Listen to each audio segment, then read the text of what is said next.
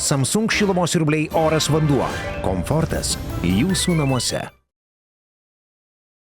Kontroliavom rungtynės nuo pat pradžių, sakyčiau, patenkintas esu gal 35 minutėm, nes pirmas 15 minučių praleidom gal 27 taškus ir antroji rungtynių pusėje matau 26, 5 minutės, sakau, prasileidom antro kėlinio gale per daug, bet kelis tritaškius galiu savo prisimti, nes rizikavom nuo kelių žaidėjų, tokius 4 tritaškius gavom, bet čia tikrai mes dėl tų nepergyvensim, nes čia krepšinis, čia ne kažkoks futbolas, kur vienas bus tas įvartis, bus, kad mes tik tai turim atsirinkti teisingas rizikas. O toliau tai turiu pagirti žaidėjus, kad išlaikė tą koncentraciją normalią, turint omeny, kad plus 30 turint, tai nėra taip paprasta. Tų tokių psichologinių klaidų buvo neišvengiam, bet jų buvo labai mažai, turint omeny tą visą rungtynių kontekstą. Ir vėl dienos pabaigoje džiaugiamės, kad pavyko išrotuoti žaidėjus ir pasidalinti minutės ir taip pat laimėti rungtynės.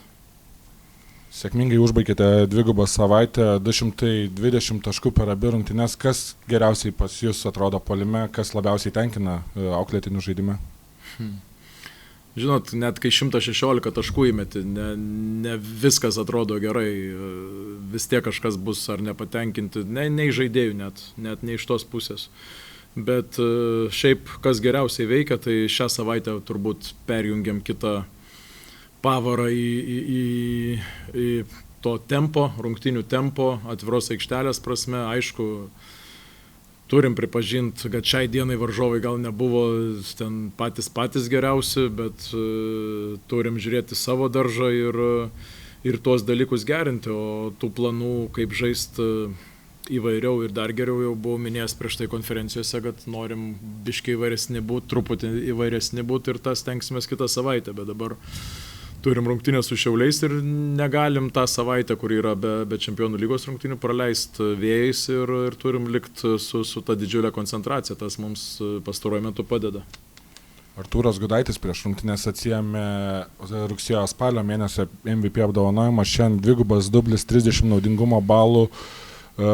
Kaip jūs tenkina Artūro forma sezono pradžioje? Įspūdinga išties. Daug jis laiko skiria vasarą pasiruošimui sezonui, susitvarkęs yra smulkės traumas ir pasiruošęs. Šiandien varžovas nemažai kartų ir keitėsi su juo, tai mes privalom perduoti kamuolį į vidų ir jis ten išsinaudojo tas progas, bet vėl čia aišku galim apie tos didesnius numerius šnekėti, bet aš galėčiau pabrėžti kapitoną komandos 9 taškai, bet 24 efektyvumo, jo buvo visur pilna ir tai vėl ne ten, kur ne tas, kas sumes, bet tas, kas žais kuo įvairiau komandai, kuo naudingiau komandai ir šiandien labai patiko man Gyčio požiūris į rungtynės, bet šiaip visų žaidėjų.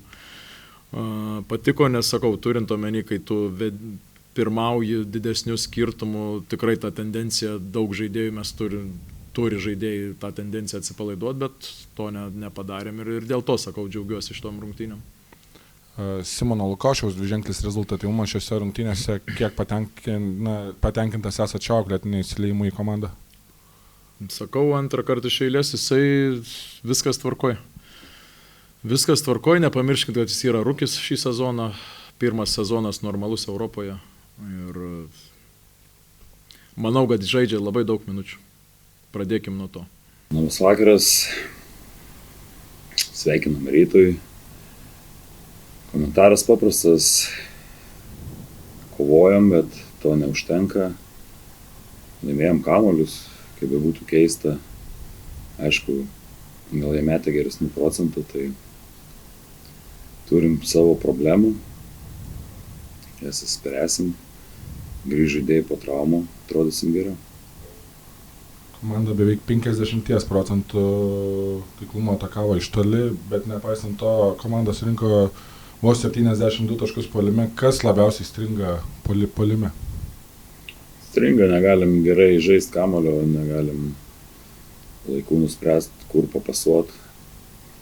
Turim, sakau, problemų ir jas taisom. Grįžt traumuoti žaidėjai, atrodysim geriau. Praeitą savaitę minėjote, kad Lukas Kreišmontas kelių savaičių bėgėje turėtų sugrįžti ant parketo. Kokia situacija su juo ir su Makavimu?